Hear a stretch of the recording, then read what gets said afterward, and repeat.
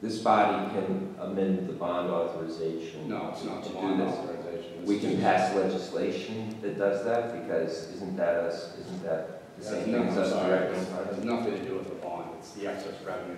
The excess revenue ways, but again, given, even with that, we're in a position to be able to structure that. Is that what the official opinion of the city has been, that we can do that legislatively? My point wasn't that we would earmark it ourselves. I was using the royal we as we in city government, meaning with the mayor.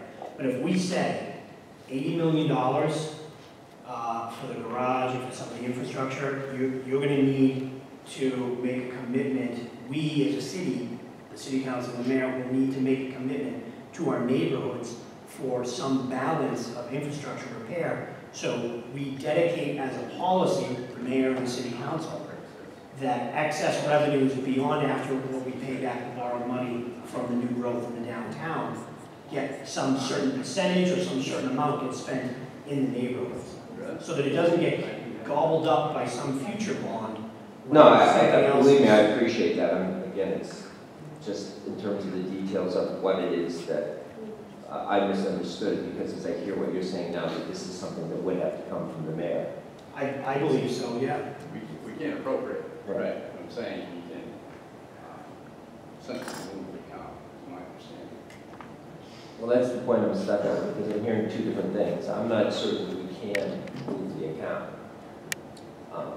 But that was really what my question was, again, to the auditor. I'm not sure, but I would love to get. I don't believe that you would be able to do that. That would have to be something that is initiated because it's a policy decision. I believe it would have to come from the mayor's office. It can be done, but it's a policy decision that I believe that the administration has to make and bring forth to the council to take a vote. My interpretation was... Well, again, your interpretation could be right, because it sounds like you've checked it against other authorities. It would just be good to be clear on it. Right. It's nothing we can act on tonight. I just heard the conversation and wanted to, it's just something I'd love to hear on. Well, technically, I think that, while we don't have the ability to do so, if a priority of the mayor's were in such a state of positioning on the council that we made a request saying, okay, $80 million for infrastructure downtown sounds a lot more fair when the mayor commits X amount of infrastructure repair to the neighborhoods over the next. Easily be put before a resolution. Right. So maybe I'll do one for the next council meeting, but that's the gist of it. Balance between the neighborhoods and the downtown. All right, Bill. We're good. Does anyone? I can step back if anyone else wants to jump in if they have follow-up questions. I don't want to monopolize the committee, so throw it out there. Okay. I want to talk about the salaries and the contracts. Again, and I've discussed this with the mayor and other members of the administration for years now. I don't believe that we should be paying salaries. This is awkward to talk to you about, by the way, because it's your salary. But I think you do a good job. I think you deserve the salary, Bill. And I'm fine with the money you make. Okay, so just at the outset, I just don't think we should be borrowing that money. I think you should be on the general obligation. I did not participate in that component of the request for obvious reasons. Right. Nor did Mr. Tomatozzi. I do know from my prior experience, however, I'm just saying this generally, Commonwealth of Massachusetts does it all the time, as do other communities, as do corporations, major publicly traded corporations, when they have personnel costs that are attendant to capital projects. But if you need further commentary on it, I'm sure Mark can comment on it, or Susan, as to the wisdom of the policy. It was not anything I even had a discussion with the mayor about when he asked me to join in this position. As long as the check cashes, I guess. Yeah, I do want to talk to someone about this. Whoever you want to send out. Mark. Okay. Mark, we're gonna have to whisper because Bill's sitting right there, okay? What's the interest that we're paying on these bonds? The projection interest is split out over the short term and the long term. So on the modeling that has been done, I believe that we did a very conservative projection of 3% on the band, which is actually much higher than we'd actually be paying in the first years. It would be below 2% right now.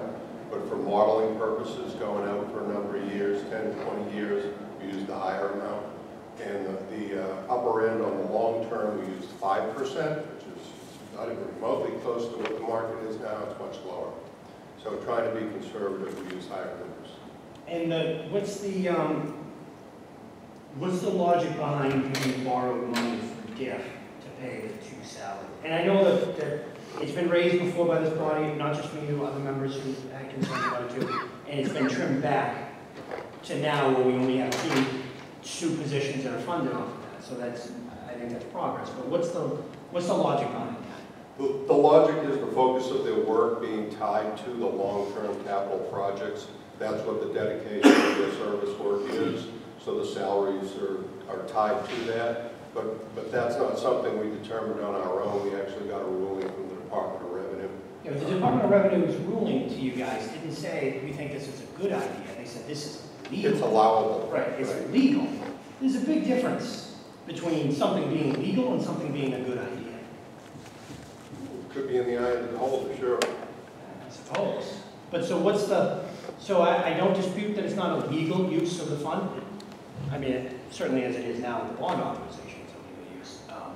But, so the logic is that those two positions are tied to the downtown, therefore they should be paid for from downtown.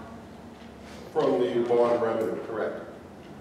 Right, and I don't dispute that they should maybe be paid for with some sort of earmarked money from the downtown, from new growth downtown, but I don't know why we would do that with borrowed money. It doesn't make sense to me that we would borrow money to pay salaries. Why not put them on the books on the general budget and fund them with new growth that comes from downtown? Well, the new growth that's built That way we don't have to pay the interest rate. Is going to ultimately pay for it. The DIF will pay for itself. Nah. The first obligation is the interest on those bonds. We talked about possibly budgeting, appropriating for new projects or new things, even in new districts, adjoining districts. How long are they interest only for? Pardon me? How long are they interest only for? DIF bands can go 10 years. So we're paying an interest-only loan on a couple $100,000 worth of salary for up to 10 years. That, to me, does not seem like good fiscal policy.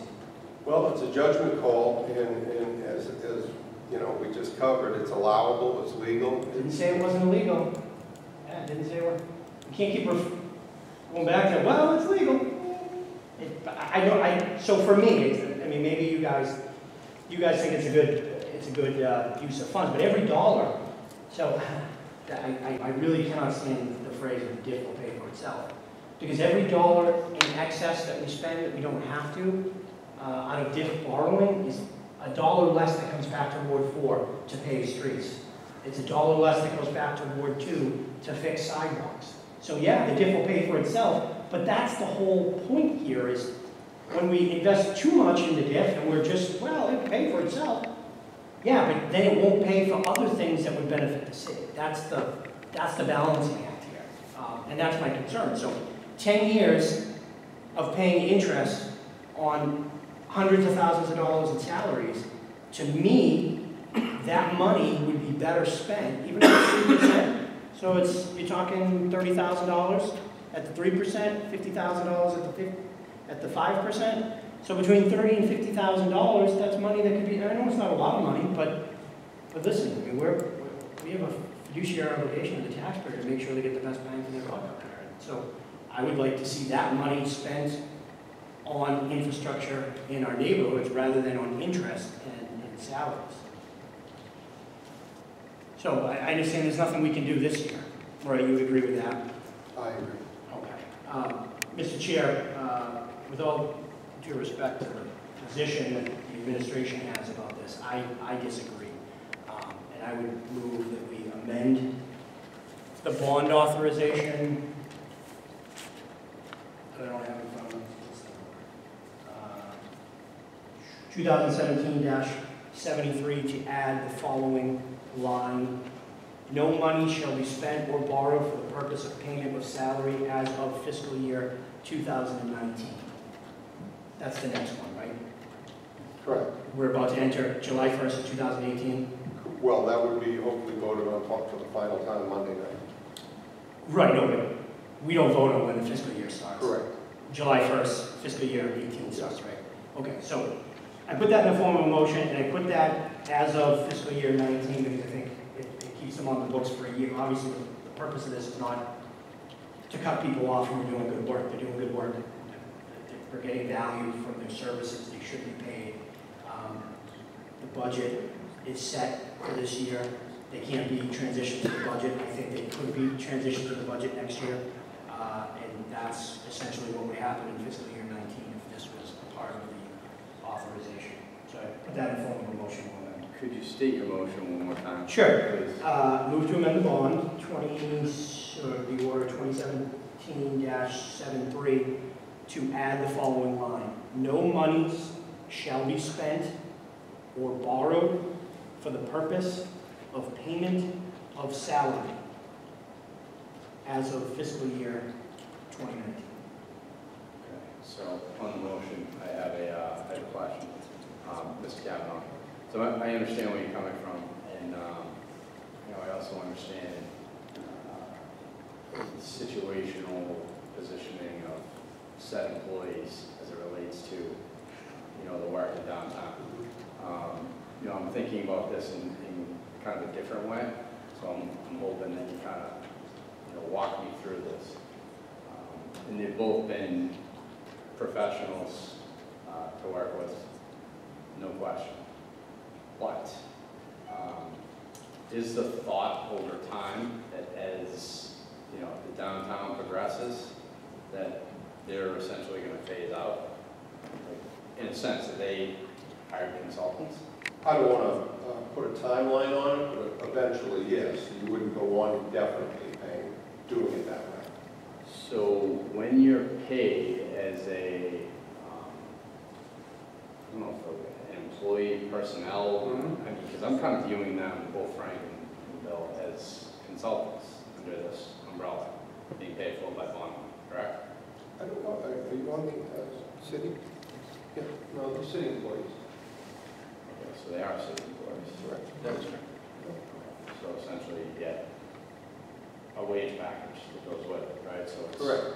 whether or not you put it on the general fund or whether or not you pay for it. Yeah. You just move it to an appropriation to pay it directly out of the general fund. Yeah, that's an interesting one. Because, the other side is, you're taking 2 tier 1 salaries, as we heard in budget time, and then you transition it directly to the general fund. Right? Under Council Palmucci's motion. Correct? Correct. Versus right now. Paying them out of bond proceeds. And they'll phase out at some point. Correct. No, I'm not. I'm just trying to conceptually put it all together. I don't think there's any exact time frame that's been stated yet. That is something we may. Right. So technically, if the gift is fully self-supporting today. Yes, it is. Right. I'm just thinking out loud, right? If it's fully self-supporting today and we have noticeable surplus, essentially the salary is paid for himself. And I understand Council Palmucci's, thought is, you're able to take some of that money and put it out, into the street. The other side would be, if it's on the general fund, the taxpayers are picking that up Correct. immediately. Correct. So, it's money that's not necessarily going to go to the streets under taking those salaries and putting them on the general fund right now. It may or may not. So it's a may or may not there's a tier 1 holding every year on the general fund. It's may or may not go against, a consultant or however you want to phrase it, personnel on debt. Correct. Okay. Interesting. Councilman. Thank you, Mr. Chairman. And again, got a long history on this issue, obviously, going back, I think it was 2010, right, Madam Auditor, going back to 2010. But again, I'm generally going to oppose the motion as it's written this way, because essentially what this does is it takes it and puts it right back on the levy, which again means it's going to impact the taxpayer immediately in relation to this. However, some of the spirit of what Councilor Palmucci is saying, which I do embrace, is that I get concerned about bond language that's so expansive that allows a mayor, any mayor, to add whoever they want. And this becomes, again, a source for, bringing people into government. And one of the downsides of that is that it can create eventually a type of structural deficit later on as those bond funds run out. Now you're bringing many people oftentimes back onto the levy as well. So I'm going to oppose this one specifically because it does put it right back on this. But what I would suggest is that, and I know Mr. Geary has described this, that we say in some way that it be strictly limited to those positions and nothing else. Thank you. Any further discussion on Councilor Bone? Thank you, Mr. Chairman. So what's on the floor is an amendment to this, as well as an amendment to the amendment that Councilor Finn just said? And I have proposed an amendment I was talking about, but again, I would certainly may lead in that direction before we're done. Okay, all right. Let me just talk about the amendment that Councilor Palmucci is bringing forward. I feel very similar to Councilor Finn here, where it's going to go back. In these positions, let's just say this amendment was to pass. Would you say, hey, listen, I'm not going to put this back on the taxpayer, and I won't put it back into our general funding through every taxpayer? What would you think you would do, Mr. Kavanaugh, if this was passed? If they were to be removed If they were from the removed. bond proceeds, Yes. then they would go on to the general fund, and they would become part of permanent city payroll. So you would just transition them over to Correct. taxpayer, basically? Correct. So, part of the budget. That's what I'm asking. Would this vote have any bearing on what you would do, is what I'm trying to ask? No. So it wouldn't make a difference. See, I see it very similar to Councilor Finn, is you're producing a diff fund that's going to pay for the salaries of the Mr. Terrantosa and Mr. Geary. Where do you project them, as we can speak right now? How long do you think their salaries will be on for years? I couldn't tell you that right now, Council. I'd have to confer with the mayor what his thoughts are on the future. The first obligation is to pay the structure of the gift bonds as they're set up. The first obligation is to build the fund, the sinking fund, to be able to pay all of the debt service, not only annually, but to accumulate 2 years' worth of debt service, and then additional budgeting to be entertained as a form of another appropriation on other goals of the debt. Do you foresee any more consultants coming on salary-wise besides those two? You'd have to talk to the gentleman involved in the day-to-day operations. I don't, I'm not involved. Would anybody be able to answer that question at all? Any additional consulting work anticipated? As salaried employees. As salaried employees? Employees for the Not to city. my knowledge. So just the two of you. And we've spoken about this in the past. It's just the two of you are on board. It doesn't look like we're going to be increasing more salaries, increasing more payroll, I guess I could say. That's correct. I'm not privy to any such discussion. Sure. I'm leaning towards not voting for this in particular reason of not going back onto the taxpayer as an increasing tax levy. I don't want to see that happen. We've gone outside the box for this gift financing, pay it back. We have to bond it on our side, obviously, but it's outside the box that it's going to be paid back from the gift fund. So I'll probably be opposed to this one, Councilor Carlucci. But if you can get a little bit more strategic on some of these other amendments, I'll be willing to listen. Thank you. Thank you. Or consider. Further discussion on the motion? Could I, Council Calhoun? if I could, just, this whole theory of diff funding, it's not like diff money is any money that's different from new growth anywhere else. When Deco opens up across the street from the MBTA station on Bergen Parkway, and we start benefiting a couple extra $100,000 into the general fund, that's new growth. All the diff fund is saying this pot of money is new growth from the downtown. So what Councilor Kroll had said previously about the excess money in new growth in the downtown, so the excess gift money, it all flows back into the general fund anyways as free cash. So it either gets spent out of it or we do something with it as free cash. So the money's flowing from that pot into the general fund anyways. The only question here for me, I get Councilor Kroll's point, it's a valid one. You bring someone on as a salaried position in city government and they have a line in the budget book, then do they ever leave? Is it the question? Or does that position ever go away? We could always cut it. The downtown's completed, some future council could say, all right, well, that was a position to oversee the downtown. We cut that now, downtown's, glorious, let's cut it and move on. For me, this is about whether or not we think it's financially prudent to continue to pay interest on the salaries. Because if the money, under what Councilor Kroll had explained earlier with the sinking fund, the diff revenue that's in excess is going to come back to the general fund anyways. Money is currently now coming back to the general fund from the downtown district to pay for these salaries, or in an amount that could pay for these salaries. The only question is, do we want to be borrowing and paying interest only for 10 years on these salaries, or do we want to just pay them straight out of even the same money, the diff money, that turns into general fund money? For me, the answer is I don't want to pay interest on people's salaries. I don't think it's fiscally prudent, and that's what the purpose of the motion is.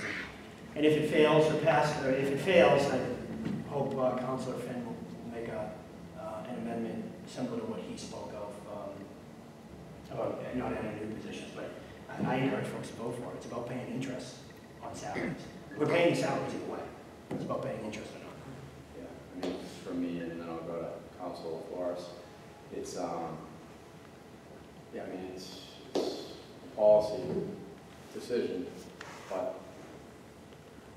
to transition that essentially to the general fund is people start paying money on it like right away. That gets baked into the budget, and when we, square up in June for a 7-1 fiscal year new, that's baked in immediately. When the free cash gets certified, we're already past the budget. Essentially, that's a discretionary account, for lack of a better word, that takes place mainly throughout that fiscal year, right? So I'm coming at it from a different angle, and I just feel like if you shift that, again, the taxpayers start paying for it today versus now. Like, I view, quite honestly, when I think of you, if I'm calling you, it's on downtown stuff. If I'm calling Frank Tramatozzi, it's on downtown stuff. Frank Tramatozzi, the way I see it too, is as we start to navigate down this idea of the Bergen Parkway connector, right, / DOT project. That's his wheelhouse. That's who he is. He's, Mr. DOT, and I've worked with him on various projects outside of the downtown. So conceptually, I connected into, I think, support what Council Finn's saying in terms of, tightening up the language to have a little more control over personnel. But to me, it makes sense where it is now. I think to shift it, you're immediately baking that into your tax rate every single year with 2 Tier 1 personnel salaries. So, Councilor Forrest. Thank you, Mr. Chairman. I just wanted to speak in support of Councilor Palmucci's amendment. I think employee expenses to run a downtown project with today's expenses, I see a policy, I support the policy not to be paying interest in salary positions. Simple. Thank you. Any further discussion on Councilor Palmucci's amendment? Seeing none, Madam Clerk, will you please call the roll? Councilor DeBona. No. Council Finn. No. Council Harris. No. Council LaFars. Yes. Council Calhoun. Yes. Chairman Cole. No. Fails 4-2. Council, you have the floor. Thank you. I don't know, I like that notion that Councilor Penn was talking about. I'm going to yield to him if he wants to make a motion to add some language or if he needs some time. No, I guess, Mr. Gary, what I would need is if you could define out, and again, I don't know if anybody else has any other plans, the chairman of planning has any plans in relation to it, but if we could just define for us the titles of those two positions so that we could shape the amendment, because essentially what the amendment would say is that all bond,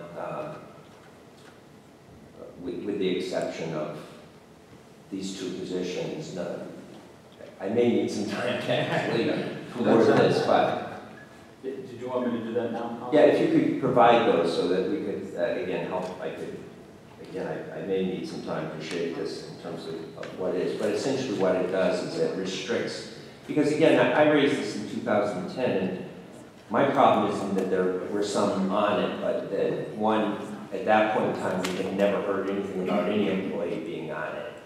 And then secondly, there seemed to be, I was concerned about the nexus of some of the positions, the nexus between some of those positions and the actual purpose of the bond.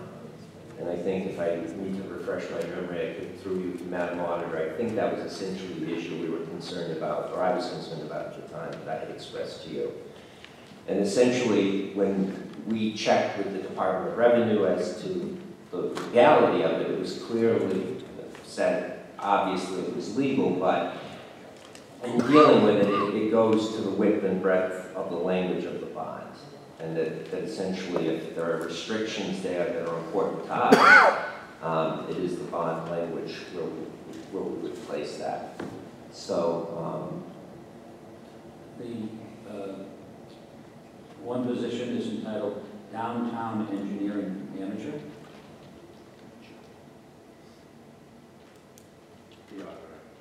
through you, excuse me, through Madam Auditor?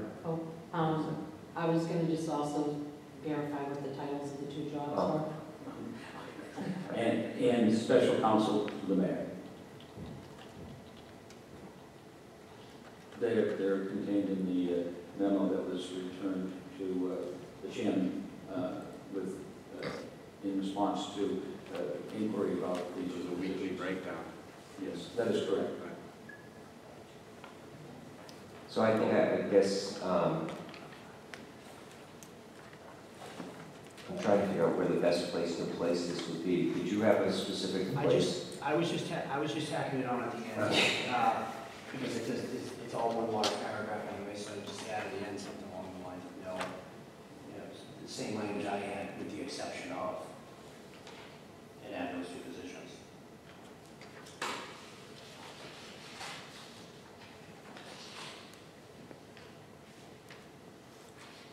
So the language would be something to the extent, no bond resources shall be expended for city employees. Obviously, this does not deal with contractors, consultants, or different things like that, with the exception the two designated positions of downtown engineering manager and special counsel for the mayor. And I'd be happy to propose that as an amendment. Okay, motion on the floor. Any further discussion on the motion? Seeing none, Madam Clerk, will you please call the roll? Council Vaughn. Yes. Council Finn. Yes. Council Harris. Yes. Council LaFars. Yes. Council Calhoun. Opposed? Yes. Chairman Cole. Yes. Amendment passes 6-0. Council, the floor is still yours. Thank you. So, Bill, I'd like to talk about the other expenditures for people resources. So there, I saw in there was some public relations contracts, or a public relations contract. Can you explain what the purpose is for that? What do we do in public relations wise? The general purpose is for community outreach, for During the course of the project, we get a great number of inquiries about portions of the project and what the next phase may be. Outreach, we have had over the course of at least a year and a half that I've been involved, individuals who are spending a great deal of time going to the various businesses to keep them updated, to respond to inquiries that they have or complaints that they have regarding construction activities. So it's generally been that connection, and the public relations has also involved the promotion of restaurants during the construction, because the restaurant in the downtown have been concerned about the disruption and whether or not it's going to affect adversely their business. So those have been the activities that have been engaged in. So let me just go piece by piece with that. So to start with the restaurant side, I suppose there can't be so much of a thought out there that nobody's going to go to the restaurants downtown, that it prevents new restaurants downtown from opening. So how much of a problem is that we need to be using bonded money to solve? Well, it is multiple restaurants have opened.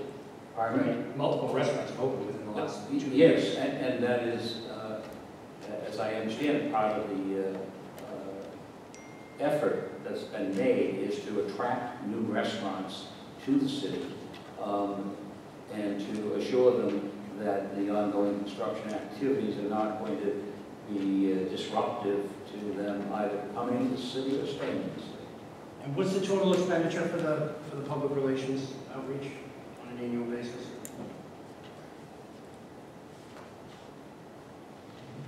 As I see it here, it says 50,000 for 24 to 36 months. So, I don't know, I mean, so on an annual basis, what do we spend? I don't know. Okay. Because it doesn't even, again, you give me a range. You don't do well with ranges. Well, no, I'm imagining we have a contract with these people. It says what they make per month or what they make per year, not saying, we'll give you $50,000 between 24 and 36 months. I mean, no one signs a contract that says that. Right? well, I presume they do sign a contract. Not all of these consultants report to me, they report to Oh, no, not suggesting they do, yeah. of the team and how they come on, so I'm more familiar with some than with others. This is an estimation that was promulgated by various members of the team as to what they foresaw the cost for these consultants would be. So is there anyone in our cadre of experts here who can tell us what we're spending on an annual basis? Mr. Stevens is always involved in these, and he coordinates it. Hello again, Mr. Chairman, through you to the councilor on the question. Public relations, the question came to the administration, who are some of the consultants behind some of these estimates. For the public relations piece, we identified Reagan Communications. Yeah, no, my question was how much we as well as spending Kerry Byrne.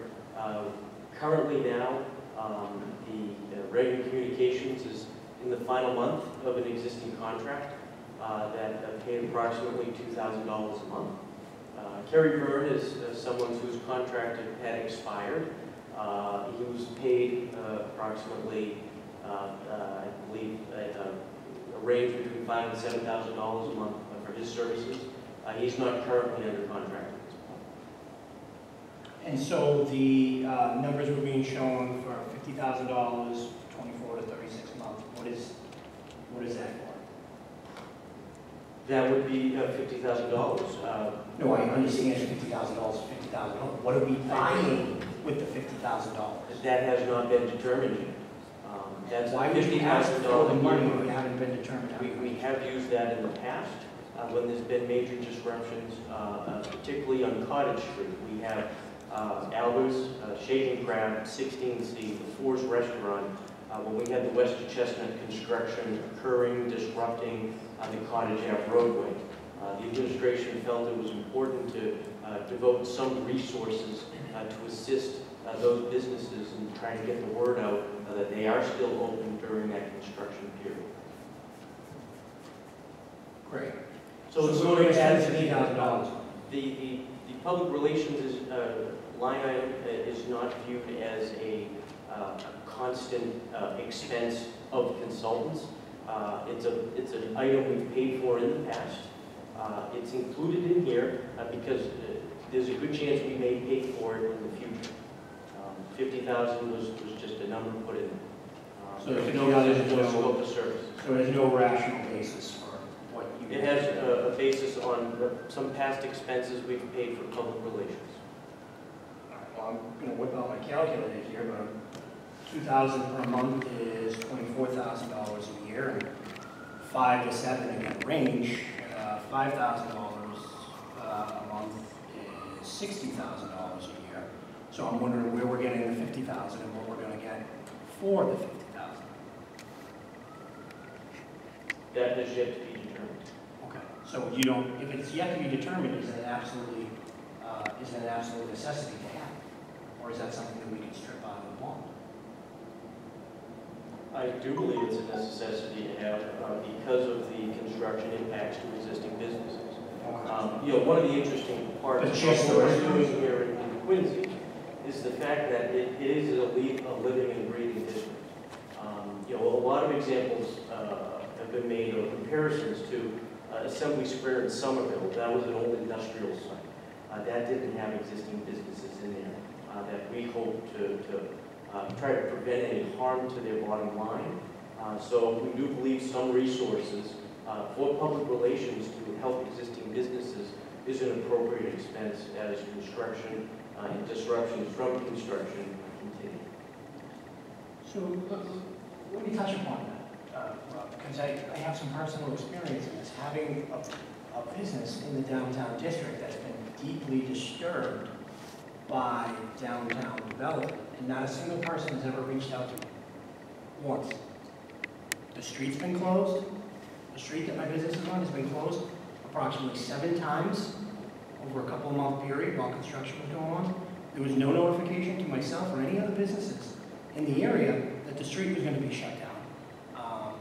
There was no, note put in mailboxes, no knock on the door. I didn't see any Facebook posts. I didn't see any Twitter posts. I didn't see anything on the city website. There is a parking lot that 4 or 5 businesses, including myself, share. There have been times where that entire parking lot, where it's for customers and employees, was taken up by construction equipment for one of the projects going on downtown. Not a single person knocked on doors, not a single person provided any type of notification. That happened more than once.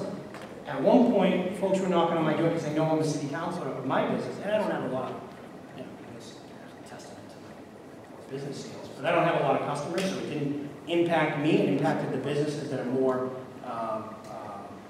customer-centric, like the sub shop, the hair salon, the nail parlor, where the customers can't get to their business. Customers didn't know the street was getting shut down. Business owners didn't know the street was getting shut down. They're losing money because their customers can't. You're going to a sub shop and you find the streets shut down. How hard are you really going to make an effort to go to that sub shop? You just go down the street to another one. I've talked to all these people. Not a single one of them ever heard from anyone. And they knocked on my door to say, what the heck is going on? Because they know I'm a city councilor in the city. I call the DPW, I call QPD, I end up at the mayor. No one knows what's going on. No one knows how long the shutdown is going to last on the street. No one knows why it's shut down. And I finally end up at the mayor's office saying, isn't someone in charge of this? I thought we were paying money out of the DIF account to support someone who was supposed to notify businesses, who was supposed to make sure businesses weren't disrupted. So for the businesses that are near me, again, I don't have a lot of customers coming into my office, so it doesn't disrupt me, but I saw it firsthand, that it was disrupting other businesses, and no one reached out to them. So That's why I asked, what are we getting for the $50,000? What's been done in the past? And what are you intending to do in the future that we should continue to fund something that, to me, I in my own personal experience, haven't seen it work for the benefit of the businesses that are around me? For the day-to-day impacts of construction activities, that's classified under a different line item in the consultant account. So we're paying someone else for That'd be 11B, that's construction oversight. There has been Woodard and Curran, Tom Russo is a construction oversight representative that works for Woodard and Curran under contract to the city. He produces a weekly construction bulletin that I believe is mailed to just about everybody. Have you received emails from Tom Russo? I have not. On weekly construction I have not, nor have bulletins? nor the businesses around. I mean, that's pretty significant. Recently, we had a mercantile meeting, a merchants meeting with folks. Well, I get the one from Jen. The Jen Manning sends to me. Is that's like one an of the Adams sections, so it goes to Green Jen and then it's distributed out? It's an Adams Green construction update. Correct, because that is the current construction project that was going on. Well, there's a project I'm referring to is a project on Mechanic Street. Right, so Tom Russo started working with the city with the Town Brook relocation project. You might have met him during there. No, He's phased over to the Adams Green project. The Mechanic Street project is a private project by heritage companies. That might have been one of the ones that you're talking about. That's not a government job. That is a So private we're all, job. so the PR, you're telling me, Rob, that the PR we're paying for is only for government work? So the private development that's going on downtown, we don't care to tell anybody about that? We don't care to tell the world that the restaurants are still open if they're being disrupted by private jobs? It's only public jobs that we're paying these people to provide notice? Only public construction. Yeah, that's what you're saying? Right, we are not, I mean, well, the normal private job goes through the normal city system, which is you typically through the Department of Inspectional Services that pulls in the traffic engineer and public works as needed, construction manager. So, just so I can get this clear, this is very surprising news to me. We've paid hundreds of thousands of dollars in taxpayer money, and you're telling me that no one ever reached out to businesses and local members of the community to tell them that they may be disrupted by private construction projects that are happening here? It's only when there's a couple $100,000 has been spent only on telling people about public construction projects? Is that? I believe it's through the Department of Inspectional Services, a private entity needs to notify abutters of major disruptions to service. If they haven't fulfilled that, that's administered through the Department of Inspectional Services. But, so back to my question, we spent hundreds of thousands of dollars to only notify people about public projects and not the negative impacts of private projects. Well, to date, I cited two public projects, the Town Brook relocation, as well as the Adams Green Transportation Improvement Project. This body also has witnessed the Wested Chestnut project. With that contains some public improvements to the roadway work, and that was the city's first test with working with both public and private entities, and that's when some of these public relation firms started to come on because there was more disruption to those local businesses. So this is more recent expenditures on the div that have occurred. This isn't something that occurred 10 years ago, 5 years ago. This is something that's recent. So in this next request, we added, we thought it was the right thing to do to add a public relations line item. And we put it at a $50,000 budget at this point. There is no scopes of services tied to that at this point. We will solicit them as these projects come forward. I yield to Councilman Flores. Thank you, that's appropriate, Mr. Chairman. Please. So for example, the demolition of the LBC parcels is imminent, right? We all anticipate that happening in short order, right? Who is going to notify us that, hey, it's demolition day, it's going to be noisy, it's going to be dusty on the street? Where's that communication? Because whose responsibility would that be? And who's coordinating that? So Is that through Mr. Geary, as all of that intel comes through him? Or who would manage that? Very good question. It's a collection of folks that work for the city. That includes the Inspection Services Department, the Traffic Department, and Public Works, the street opening permits. In the past, for purely private projects, those folks would deal directly with those departments. They're going to continue to do that because those are where the city professionals are. Okay, but However, let's think a little bit. However, we are entering into a whole new phase here with downtown redevelopment. Not only do you have LBC demolition, we have construction of a new garage. We have construction of a second private development. Again, I'll point back to the consultant services. Okay, this is sort of phase 2. We kind of have a little bit better idea of what lies before us. I would want to point to item number 11C in that consultant budget, which is a clerk of the works. It's identified that we will bring on a clerk of the works to oversee not only the construction by the private developer that's been designated of the garage, but that he would be the primary voice to coordinate all construction activities and to coordinate the city's responses to those activities across multiple departments. Because I believe we recognize now that relying solely on the normal standard business, which is to interact directly with the different appropriate city departments, there needs to be more of a construction oversight that's overseeing everything. So that is what's in here in that budget with that clerk of the works line item. And I appreciate that, but I think what we're looking at is we're talking about communication strategy and partnership with the abutting businesses and the abutting residents of the neighborhood as to what to anticipate. So for example, every week when I get a flyer from Jen Manning, I almost regularly respond, why is this not on the city website? Why is this not in one place? Here's this week's plan, next week's plan, next week's plan, like a blog post. I can look back. This is what happened this week, this is what happened next week, here's what's upcoming, here's what to expect. It's 2017, it's the time of instant gratification. People need to understand, need to plan and work around it. And they need to know when these things are happening. I'm just looking for not how it was done, how can it be done? Clearly, this is an area we have identified as a challenge. And I look at it as my constituents, what they're looking for from me, the taxpayers, what they're looking for from the city, is they want to know what's going on. We need to be providing with information, push out the content, have a plan. I think Councilor Palmucci's question, what does it get us? What is the plan?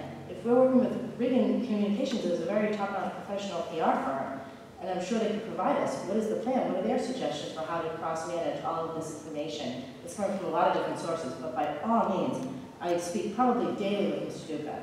Inspectional services is not the answer.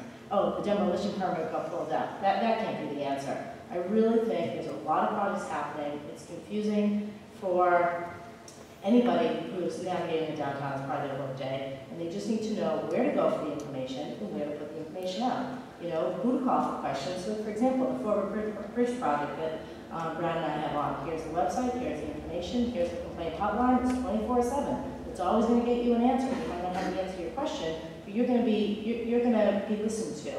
And I feel like that is more in line with what we need for downtown. Someone needs to be able to say, hey, why, Roxy's, for example, I got a phone call the other day, there's a power outage citywide. As my neighborhoods are popping online, Roxy's was still without power. What's happening? This is our business. We need, refrigeration equipment. They're late. What's happening? We need that business owner. And here I am starting a phone call, so he's getting an answer from me.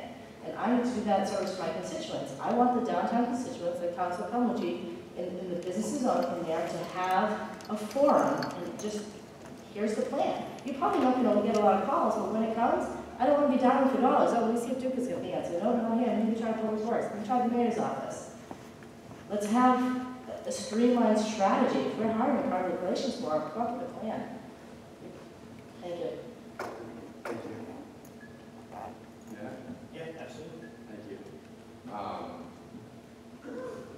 I'm going to continue on where we were right now, and I just want to take a step back because obviously I've been trying to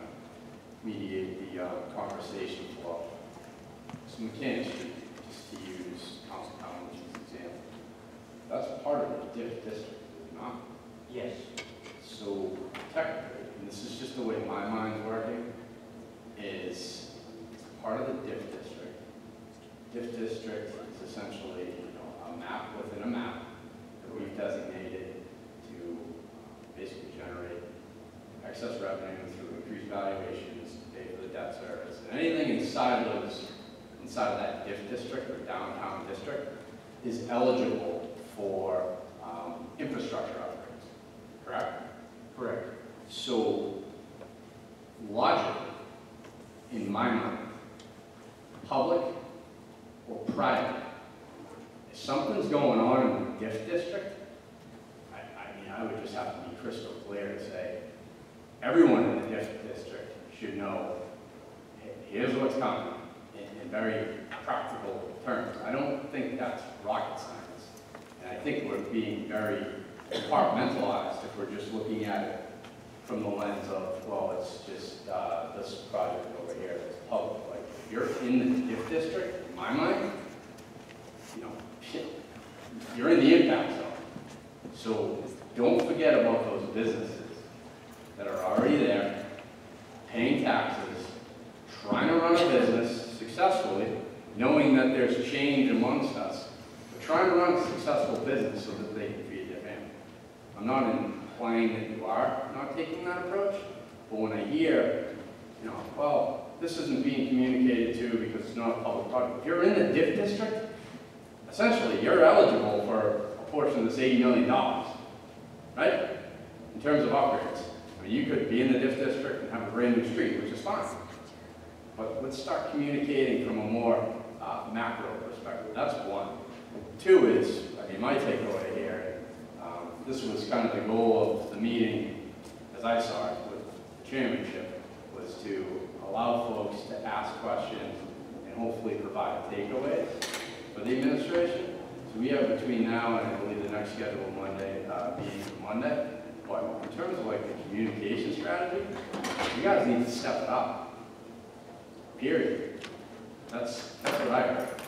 And I know from my own experience that anytime I'm having issues, it's usually due to lack of communication.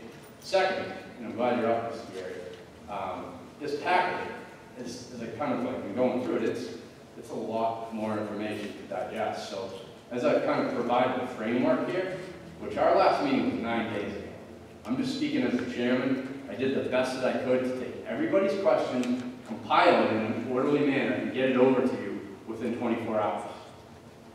The whole premise that was pitched to me last meeting is this is about partnership and communication, and we're working together. I feel like this committee, under my chairmanship, did our part. So to get a packet dropped on our lap this evening, I feel like it's almost as if, you're in the HOV lane, but you don't have a passenger. That's not teamwork. It's not. It's been 9 days between the last meeting and tonight. And we've communicated. So as I'm like listening to my colleagues and going through this information, it's a lot more to digest. And I pride myself on the fact of doing my homework and putting myself in the best position possible to engage in a relevant conversation. I think that's all fair, Mr. Chairman, and I think the commentary from the councilors is fair. When you said step up, that's why I stepped up. I'll take responsibility for that. We obviously need to be more robust in our outreach to the community. Councilor Palmucci's recitation about what was occurring in the area where his office is. I don't know the particular building that he's located in, but quite candidly, we did have people out there, and as Mr. Stevens said, reported, we are talking to them constantly. One has been engaged in community outreach, so this comes as sort of a surprise, certainly to me. But as to communication, future, that's what we need to commit to improve. And certainly in our responsiveness to the council, we make every effort to be as responsive as we can. But if we're not meeting responsibility for that and see that we improve our responsiveness. And I know this is a lot to digest in terms of the information, particularly at the end of the fiscal year, when you've had a lot of other matters before you. Close to $500 million. Yes. In 6 weeks. And so I do not envy your task. It's a lot of deliberation. A lot of deliberation,